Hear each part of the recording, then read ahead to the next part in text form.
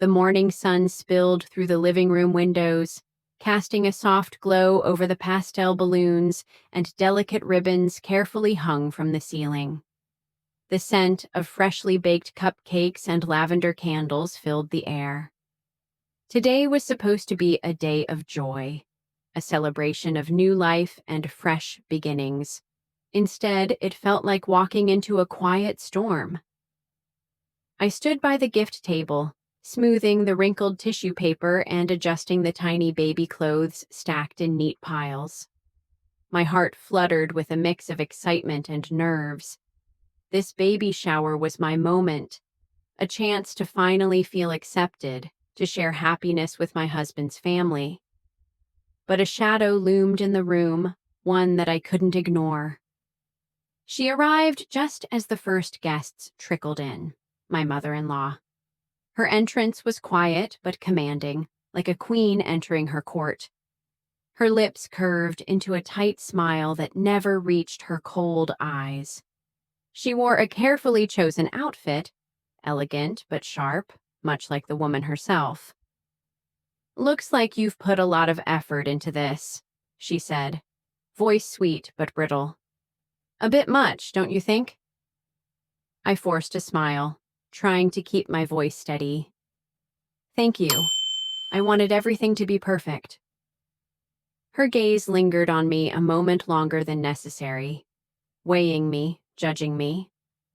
"Well, it's just a baby shower, not a royal wedding," she added with a slight edge.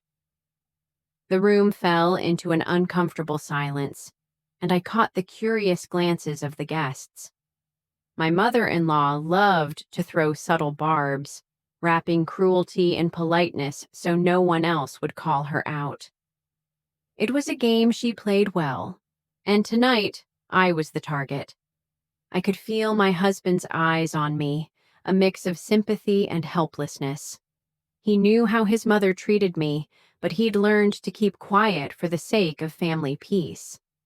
Tonight, though, his silence felt like another wall between us. As she floated from group to group, I overheard her whispering under her breath, her words sharp enough to cut through the chatter. "She doesn't belong here. She's trying to take over everything we've built."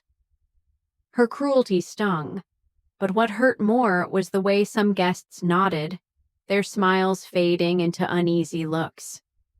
I wasn't just an outsider. I was a threat. I slipped away from the crowd, stepping onto the porch for a breath of fresh air. The cool breeze kissed my cheeks as I closed my eyes, feeling the weight of years of dismissal and judgment settle on my shoulders. For so long, I had hidden my pain, swallowed my doubts, and played the part expected of me. But tonight, something inside me shifted. 6 months ago, during one of my husband's long trips, I stumbled upon something that changed everything. While organizing some old company files, something I'd done on a whim, I found a deed buried deep in the paperwork. It was a silent partnership agreement, one that gave me ownership in the family business. Not just a wife standing on the sidelines, but a stakeholder. I hadn't told anyone, not my husband, not his family. The secret gave me a quiet strength, a shield against their constant dismissal. I opened my eyes to see my mother-in-law approaching, her expression unreadable. "You really think this shower means anything?" she said quietly. "You're just a visitor here. You don't belong." I met her gaze steadily. "Maybe not yet," I said softly, "but I'm learning." For a moment, the cold mask faltered, and I glimpsed fear lurking beneath her pride. I turned back inside, ready to face the rest of the night. This baby shower wasn't just about me or the baby anymore. It was about claiming my place, standing tall despite the storms. And this was just the beginning. The soft hum of conversation filled the room, but beneath it, I could feel the tension simmering, like a pot about to boil over. My mother-in-law moved through the crowd with practiced ease, her smile never quite reaching her eyes. She was the queen of subtle sabotage, throwing little insults wrapped in compliments that left me second-guessing myself long after she was gone. "You're so young to be a mother," she said loudly enough for a few guests nearby to hear. "Are you sure you're ready for all the responsibility?" I forced a smile, biting back the urge to retort. Years of being the young wife, the outsider, had taught me to pick my battles carefully. But inside, the sting of her words settled deep. My husband caught my eye from across the room, his expression tight. I could see the conflict in his eyes. Love for me battling years of loyalty to his mother. He wanted to say something, to defend me, but his lips pressed into a thin line. He was stuck between two worlds, and tonight it felt like both were crumbling. The whispers began to spread, quiet but persistent. I caught fragments as I passed through the groups. "She's trying to take over. Not really family. Doesn't belong here." Each word was a blade, slicing at my confidence. I excused myself and stepped outside, the cool night air a balm against the heat rising in my chest.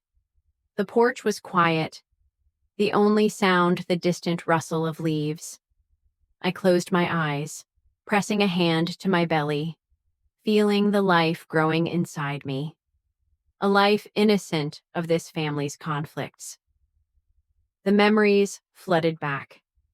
The nights spent wondering if I was strong enough to survive in a family that never truly accepted me.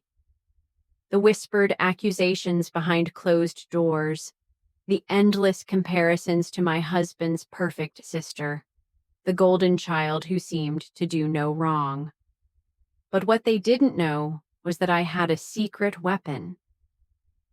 6 months earlier, while organizing company paperwork during one of my husband's business trips, I'd stumbled upon a deed, a legal document proving I was a silent partner in the family business.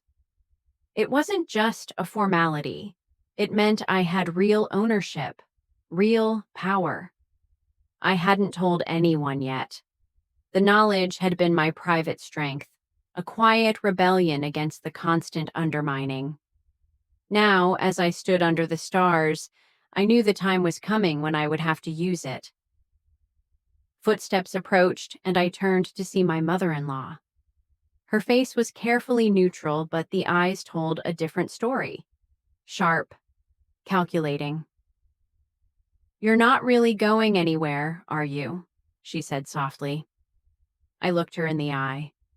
Not yet." She stepped closer, lowering her voice. "You think you can just come in here and take what's ours? You don't know what you're messing with."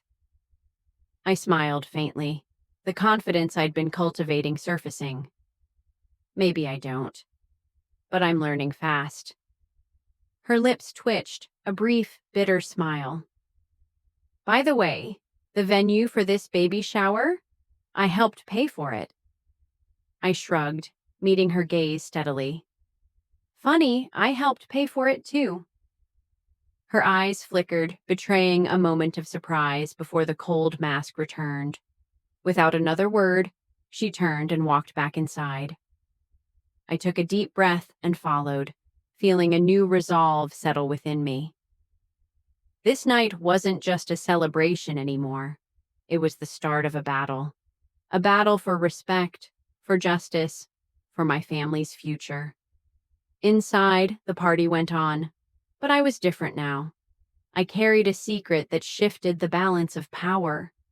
And soon, everyone would see that I was more than just the daughter-in-law they tried to dismiss. The party went on around me, the room filled with laughter and chatter that felt almost like a distant hum compared to the storm brewing quietly beneath the surface. Every smile, every clink of glasses felt laced with tension I couldn't shake. At the head of the table, my mother-in-law sat stiffly, her posture rigid and commanding, eyes sharp and unyielding. Every glance she threw my way was a reminder of the long, painful battle between us. A battle no one else fully understood, but everyone somehow sensed. It was like a silent war waged in the spaces between words and smiles. My husband approached me then, his smile uneasy but warm, a fragile bridge across the divide. He reached out and took my hand gently, seeking to offer comfort without words. "Are you okay?" he asked softly, his voice low enough to be heard only by me. I looked up, searching his eyes for strength I wasn't sure I had. "I'm managing," I replied, squeezing his hand tightly. "It's just a lot." He nodded, but I could see the tension clenched tight in his jaw. I knew he was torn, between the woman he'd loved all his life, his mother, and the wife he was supposed to stand by. His silence was a double-edged sword, both a comfort, a quiet presence beside me, and a burden, a reminder of the fractures running through our family. Before I could say anything more, the sharp chime of the doorbell cut through the room's murmur. A new group of guests arrived, filling the space with fresh energy. Among them was Sarah, my oldest friend and the one person who had stood by me through everything, the quiet, steady rock amid the chaos of my life. She caught my eye as she passed and slipped a small envelope into my hand with a look that was both urgent and reassuring. Later, when the crowd gathered around the cake, their laughter masking the heavy weight I carried, I slipped away to the kitchen. My hands trembled slightly as I carefully opened the envelope, revealing stacks of papers, documents that peeled back the polished veneer of our family's public image to expose years of deception, financial mismanagement, and hidden betrayals tied directly to my mother-in-law. This was no longer just family drama. It was a story of power, greed, and secrets buried so deeply they had almost become invisible. As I sifted through the evidence, a surge of anger coursed through me. But beneath that fury was something else, a strange, empowering sense of control. The woman who had tried to ruin my life, who had belittled me and whispered poison behind closed doors, was far more vulnerable than anyone knew. Steeling myself, I returned to the living room.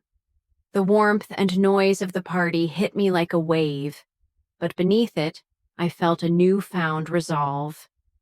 It was time. Time to stop hiding in the shadows and to claim my truth.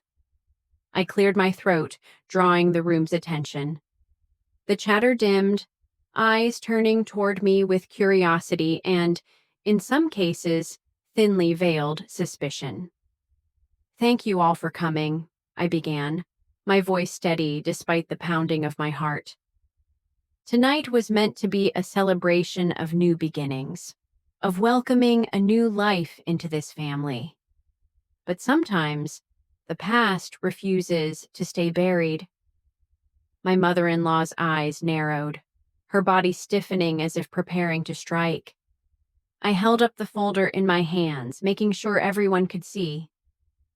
These documents reveal truths that have hurt people, secrets of betrayal and lies that have shaped this family's story more than anyone wants to admit.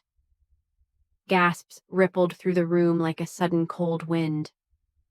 I watched as my husband's face drained of color, his eyes wide as they scanned the pages I'd revealed. "I know this will be hard to hear," I said, my voice calm but firm. "But these secrets explain why some things between us have been so difficult, why trust has been broken, why we've all been hurting in silence." My mother-in-law finally rose, her face flushed with anger that threatened to spill over. "You have no right to air our family's dirty laundry," she hissed, her voice sharp and full of venom. But I do, I said, stepping forward with every ounce of courage I had left. Because I'm not just fighting for myself anymore. I'm fighting for the future of this family, the family we're trying to build. The room fell into a heavy silence, broken only by the sound of heavy breaths and shifting feet. The guests who had smiled and chatted moments ago now looked as if they were witnessing a reckoning. Then my husband stepped beside me, his voice quiet but resolute, breaking the tension. Mom, we need to talk. Now. She hesitated, the fight slowly draining from her eyes as the weight of the moment settled over her. Then, slowly, she nodded and followed him out of the room, leaving the rest of us in a stunned hush. As the door clicked softly behind them, a strange stillness enveloped the room. The guests resumed their conversations, but the mood had irrevocably shifted. What had been a party now felt more like a turning point. I sank back into my chair, the exhaustion of the night settling over me like a heavy cloak. Yet beneath the fatigue, a fierce determination burned bright. For the first time in a long while, I was no longer invisible. The room felt impossibly heavy, the air thick with tension that was almost tangible. So dense I could almost reach out and touch it. The murmurs of the guests, once lively and filled with soft laughter, had dimmed to quiet whispers. Their eyes flickered nervously between me and the closed study door, as if waiting for some verdict, some sign of what would come next. The silence wasn't peaceful. It was charged with anticipation, like a storm hovering just overhead, ready to break. I sank slowly into the nearest chair, my fingers tightening around the armrests as a tempest of emotions roiled inside me. Relief that the confrontation was over, fear of the unknown that awaited, anger at years of betrayal, and fragile hope that maybe, just maybe, the truth could finally set us free. All of it churned together in a dizzying, raw swirl, making it difficult to catch my breath. This was far from the joyful celebration I had imagined when I planned this baby shower. But it was real, raw, necessary. And maybe that was what mattered most. Sarah slid quietly into the seat beside me, her presence steady like an anchor in the storm. She looked at me with eyes full of quiet admiration and understanding. You did what most wouldn't dare, she said softly, her voice almost a whisper. You stood up for yourself.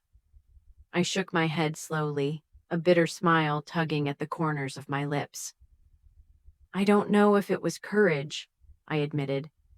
Maybe it was desperation. I was tired of pretending, tired of being invisible, of swallowing the insults and walking on eggshells just to keep the peace. My voice faltered slightly, but I forced myself to keep it steady. Sarah nodded knowingly, her gaze never wavering. You're not alone, she said. But be careful. You've opened a door that's been sealed shut for years. Some truths, they're heavier than you think, and some wounds run deeper than anyone wants to admit. Her words echoed in my mind, stirring a cold chill. The documents I had laid bare in front of everyone tonight. The financial records, the secrets, the betrayals, they barely scratched the surface of a web woven through decades of deceit and pain. The past wasn't some neat, forgotten chapter. It was alive, and it was hungry. Minutes crawled by, each one stretching out like an eternity, until the study door creaked open with a slow, deliberate sound that made my heart skip. My husband stepped out, his face pale and worn, shadows under his eyes deeper than I had ever seen before.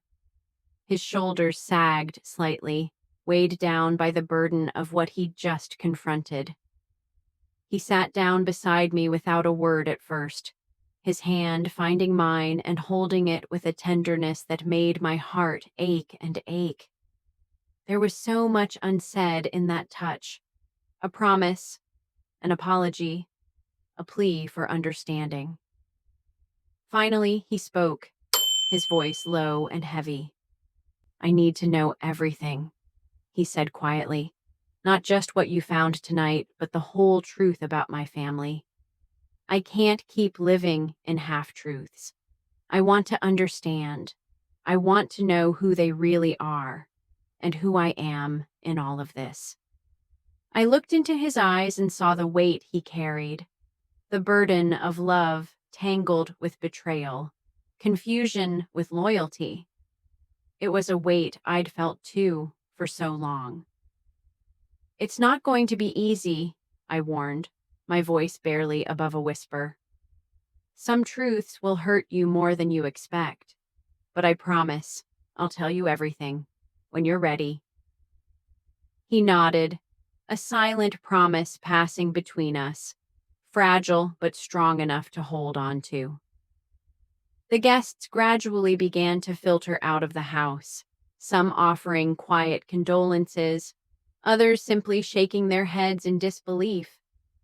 The laughter and lightness that had filled the room earlier was gone, replaced by a solemn quiet that settled over the space like a heavy blanket. As the last guest left and the front door clicked shut behind them, the house grew still, except for the faint ticking of the grandfather clock and the distant hum of the city outside the windows. The walls, once alive with celebration, now seemed to hold their breath. Then, unexpectedly, the front door opened again. My mother-in-law stepped inside, her usual impeccable composure fractured by something I hadn't seen before, something raw, fragile, vulnerable. The sharp lines of her face softened slightly, but her eyes still held a storm. "You think you've won," she said, her voice low, bitter and heavy with exhaustion. "But this isn't over." I met her gaze steadily, refusing to flinch under the weight of her words. There was a fire burning inside me now, one born not just from anger, but from a fierce determination to protect my family and myself. "I'm not here to fight forever," I said calmly, my voice firm but without malice. "I want what's right for my family, for my child." Her laugh was unexpected, hollow and stripped of its usual venom. "Right?" she scoffed. "You don't know the meaning of that word." "I know enough," I said, feeling a strange strength surge through me. "Enough to know I'm done being invisible." For what felt like an eternity, we just stared at each other. Two women caught in a battle neither wanted, but both had fought for far too long.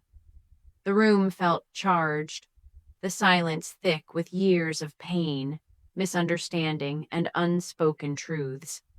Then, slowly, she turned and walked away, the soft click of the door closing behind her, sounding like the end of a chapter, and perhaps the start of something new. Alone in the quiet house, the weight of the evening slowly lifted, replaced by a strange clarity. This fight, I realized, was bigger than just me or her. It was about breaking cycles. Cycles of silence, control, fear, and pain that had bound us all for too long.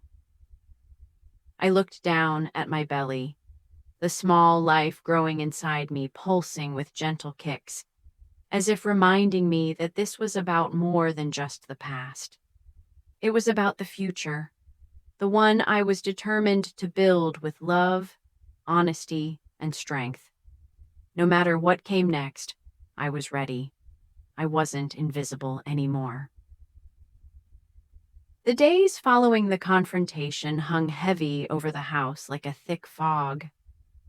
Where once there had been laughter, plans, and dreams swirling around the promise of new life, now there was silence, deep, suffocating silence filled with unspoken words and lingering questions. The walls seemed to absorb the tension, turning our home into a place where every glance, every half smile, felt weighted with caution and restraint. My husband and I moved through these days like strangers in the same space, careful not to tread on raw nerves or spark another fire. We avoided the deeper conversations that begged to be had, instead skirting around the edges, pretending the fragile peace was enough. But beneath it all, the truth pressed relentlessly against us, refusing to be ignored. I found myself retreating often to the porch in the evenings. There, in the quiet, the world outside seemed to soften, the sky a canvas of bleeding oranges, pinks, and purples as the sun dipped low. The fading light wrapped around me like a comforting shawl as I sat in my favorite chair, one hand resting gently on my belly. The life growing inside me was my fragile beacon of hope amid the storm that raged quietly within our family. This child, innocent and unaware, was already caught in the crossfire of wounds that ran deeper than I had ever imagined. I wondered what kind of world awaited this little one. Would it be filled with the bitterness and pain I had inherited, or could I break the cycle? One afternoon, as the golden light streamed through the trees and cast dappled patterns on the porch floor, my phone buzzed sharply, breaking the stillness. I glanced down and saw a message that made my breath hitch. A message from my mother-in-law. "We need to talk, for the family." My heart pounded so fiercely I thought it might burst. Every instinct screamed to ignore it, to maintain the distance I'd fought so hard to keep. But another part of me, exhausted by the constant battle, longing for an end to the tension, yearned for peace. I typed back simply, "When and where?" Her reply was quick. "Tomorrow, noon, the old cafe by the park." The next day, I arrived early, nerves coiling tightly in my stomach as I pushed open the door to the small cafe. The rich scent of freshly ground coffee beans mingled with the soft notes of jazz floating through the air. The place was cozy and familiar, with worn wooden tables and sunlight filtering gently through lace curtains. She was already there, seated at a corner table by the window. Her posture was stiff, the usual aura of command softened by something more vulnerable. Her eyes, sharp and calculating in public, were gentler now, edged with weariness. "Thank you for coming," she said quietly, voice low but sincere. I nodded, unsure what to expect but bracing myself. She took a slow breath, as if gathering courage for words she hadn't spoken in years. "I've made mistakes," she began, her eyes fixed somewhere beyond me.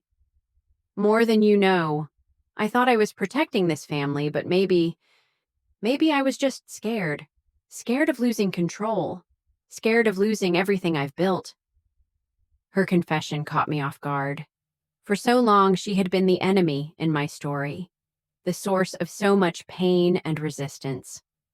But now, hearing fear and vulnerability in her voice stirred something deep inside me. It shifted the lines I'd drawn so fiercely. "I don't want to fight anymore," she continued, turning to meet my gaze directly. "I see how much this baby means to you. Maybe it's time we try something different." I studied her carefully, every muscle in me wary but willing to listen. "I'm listening," I said cautiously. She reached into her purse and pulled out an envelope, the paper worn and creased from frequent handling. "This is everything you need to rebuild the company properly," financial records, contacts, plans. I was wrong to keep it all secret. My breath caught, the weight of possibility pressing down on me. This was more than I had dared hope for, a real chance to change the future, to build something honest and strong. But there's a condition, she added, her eyes searching mine for understanding. You have to let go of the past.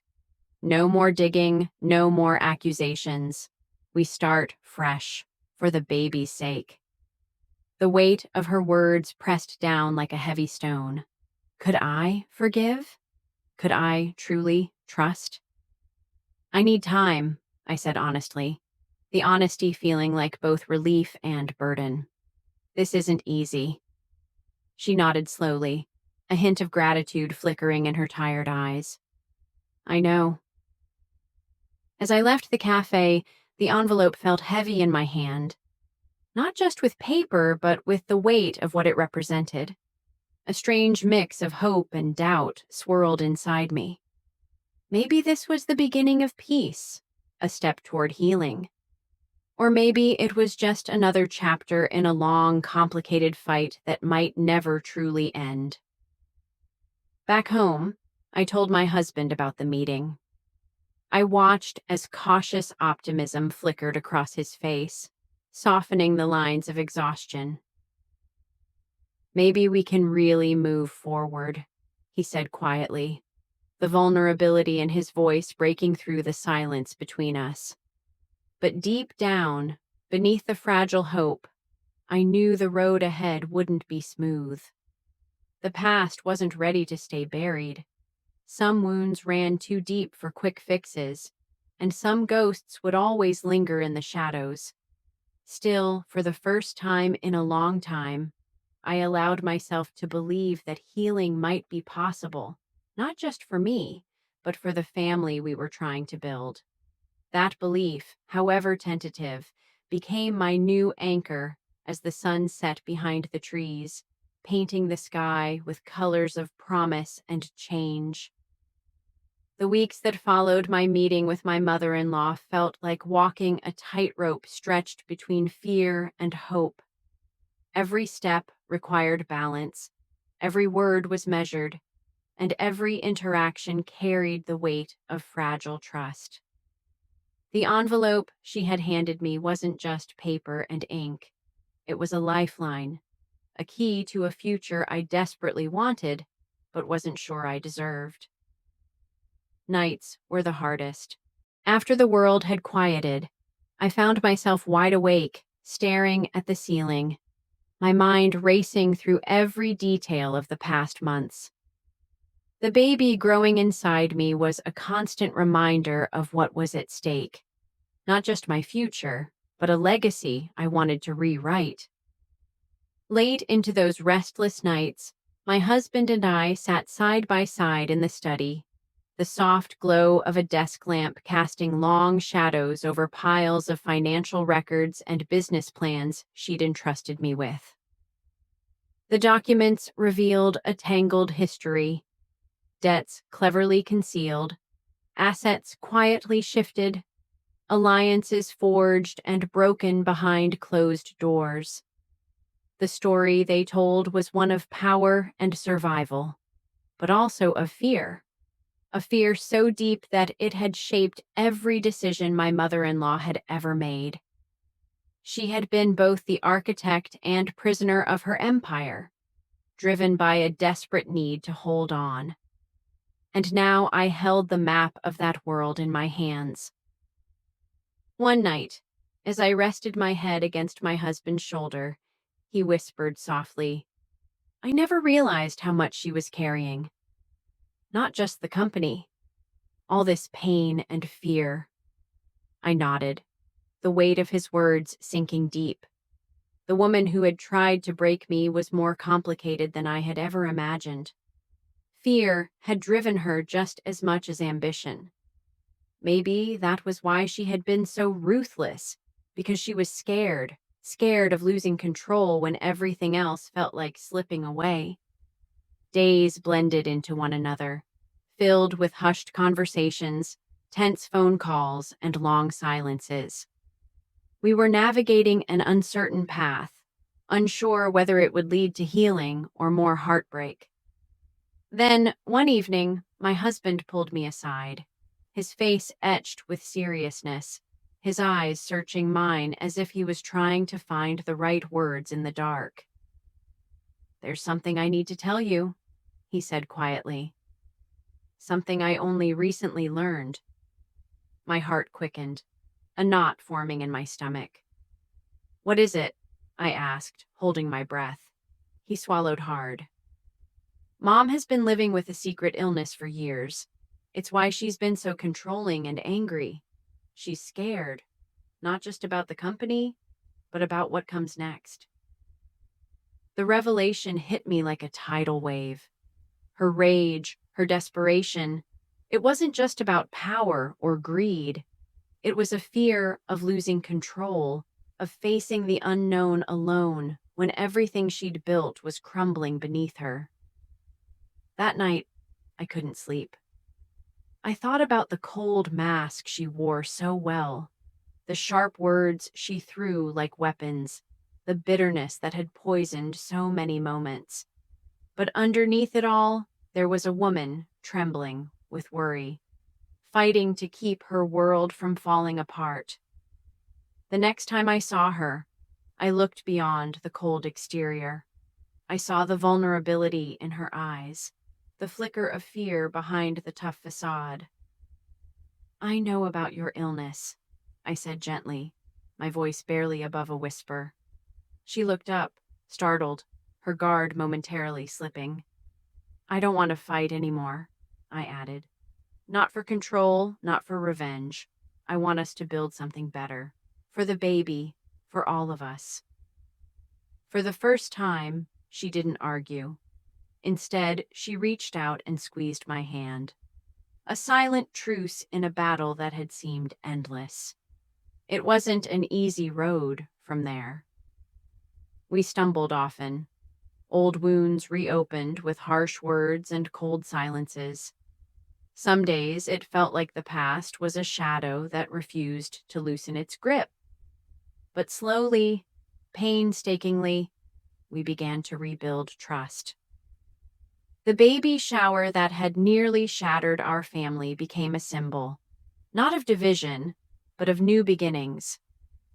One afternoon, as we sat together in the garden, the late spring sun warming our faces, she shared stories I'd never heard before, the sacrifices she'd made, the fears she'd kept hidden. She wasn't just the woman I'd fought against.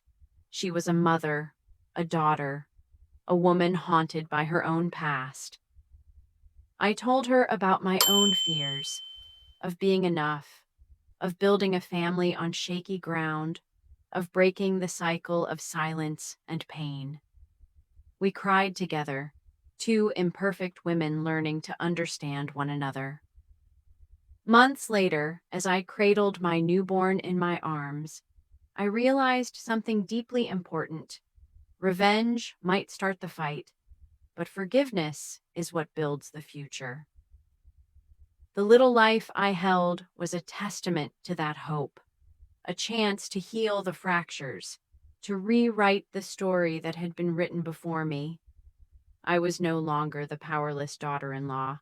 I was part of a family learning to heal, one imperfect step at a time. And that was the real victory.